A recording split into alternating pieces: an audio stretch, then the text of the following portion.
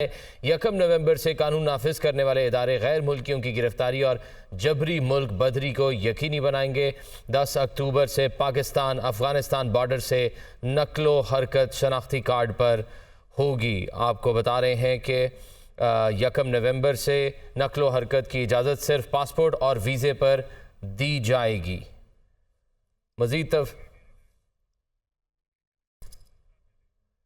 हमारे साथ telephone line पर मौजूद हैं ब्रिगेडियर रिटायर्ड मसूद साहब। बहुत शुक्रिया आपके कीमती वक्त का। एलामिया जारी कर दिया गया है, अभी प्रेस कॉन्फ्रेंस की गई सरफराज भुगटी की जानिब से भी कहा गया कि गैर कानूनी मुकीम गैर मुल्कियों को 31 अक्टूबर 2023 तक पाकिस्तान छोड़ने के लिए खबरदार कर दिया गया। 10 अक्टूबर से पाकिस्तान अफगानिस्तान बॉर्डर से नकलो हरकत शनाख्ती कार्ड पर हुआ करेगी।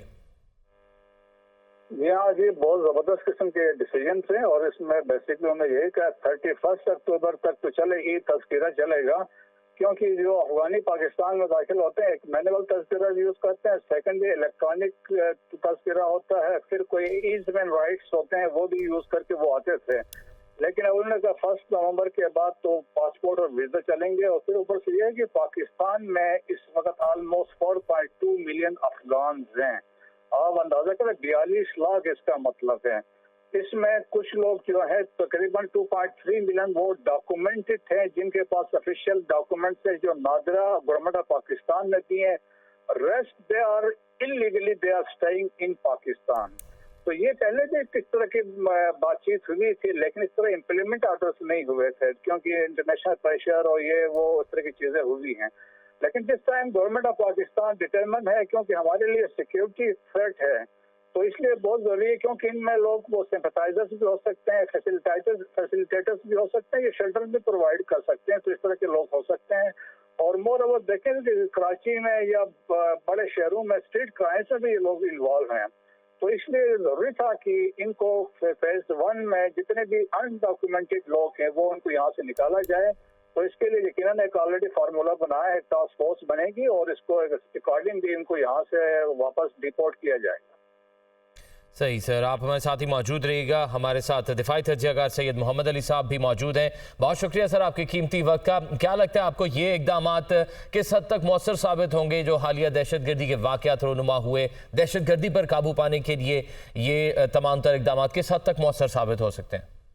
जी देखिए, सबसे पहली बात तो ये है कि ये पहली दफ़ा एक कौमी सतह पे एक जामिया हिकमत अमली इंटरनल सिक्योरिटी के हवाले से मुरतब की गई है, जिसमें हमारी कौमी फौजी इंटेलिजेंस और जो सूबाई क़यादत है वो शरीक थी।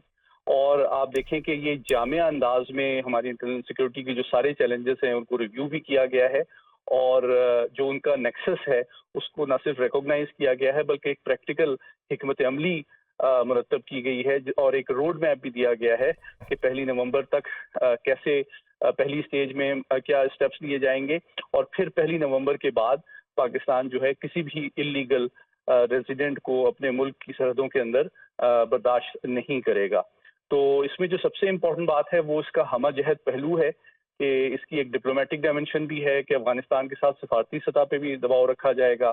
फिर आप देखिए कि बॉर्डर सिक्योरिटी और इंटरनल सिक्योरिटी के मामलात हैं, जो सूबाई हुकूमतें और ज़िली सतह पे और डिविजनल सतह पे जो कमेटीज़ बनाई गई हैं उसमें भी इंटेलिजेंस, लॉ इन्फोर्समेंट एजेंसीज और जो सिविल सर्विस है उसका जो है एक बड़ा गहरा रियल टाइम कोऑर्डिनेशन और ताउन होगा, ताकि इलीगल लोगों को की निशानदेही की जाए, उनको रिकॉर्ड किया जाए, और फिर या तो 1 नवंबर तक वो अपने आप को रजिस्टर कर लें, नहीं तो फिर उनको मुल्क बदर किया जाएगा।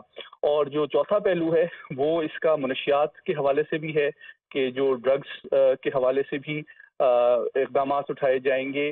जो ऑलरेडी क्रैकडाउन चल रहा है माशी मामलात और ब्लैक इकॉनमी और स्मगलिंग और ज़ख़ीरअंदोज़ी के खिलाफ, वो भी इसको म्यूचुअली रीइंफोर्स करता है।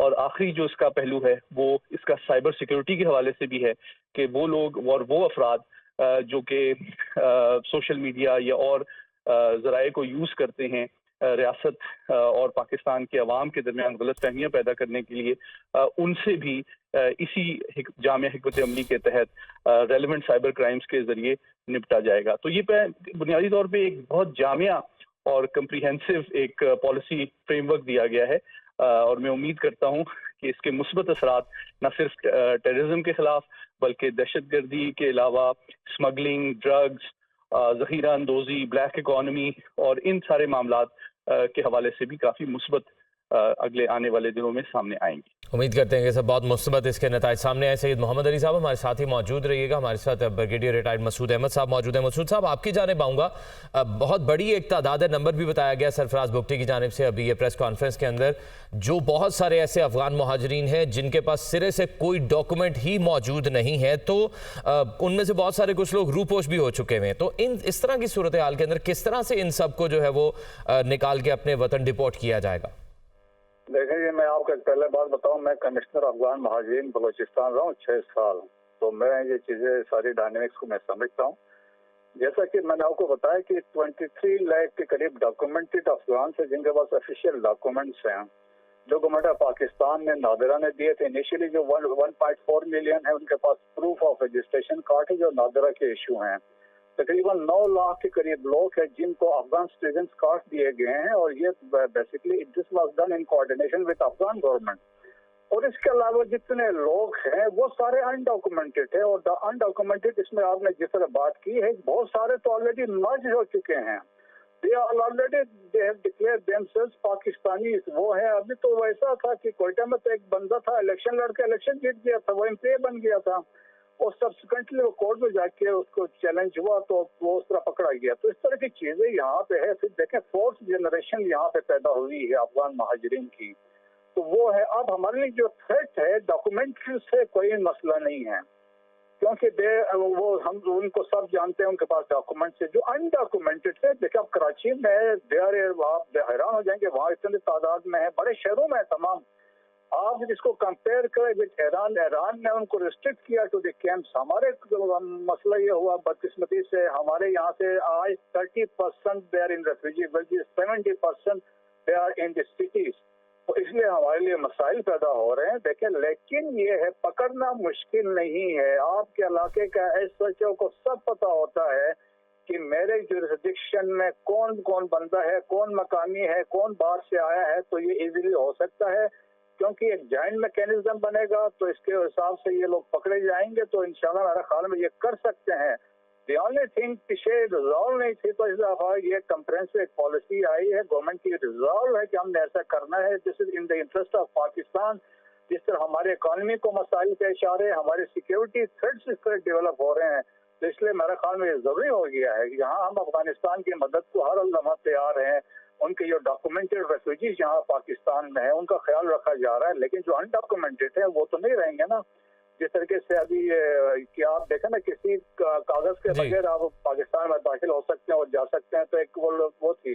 تو یہ میرے خیال میں یہ اقدامات بہت ہی زبردست قسم کے خوش آئند ہیں، یقیناً یہ خوش آئند ہیں، اور امید کرتے ہیں کہ ان کے بہت سے اچھے اثرات مرتب ہوں۔ ہمارے ساتھ ٹیلی فون لائن پر دفاعی تجزیہ کار بریگیڈیئر ریٹائرڈ مسعود احمد خان صاحب موجود تھے، اور سید محمد علی صاحب بھی ہمارے ساتھ ٹیلی فون لائن پر موجود تھے۔ آپ دونوں کی قیمتی وقت کا بہت شکریہ۔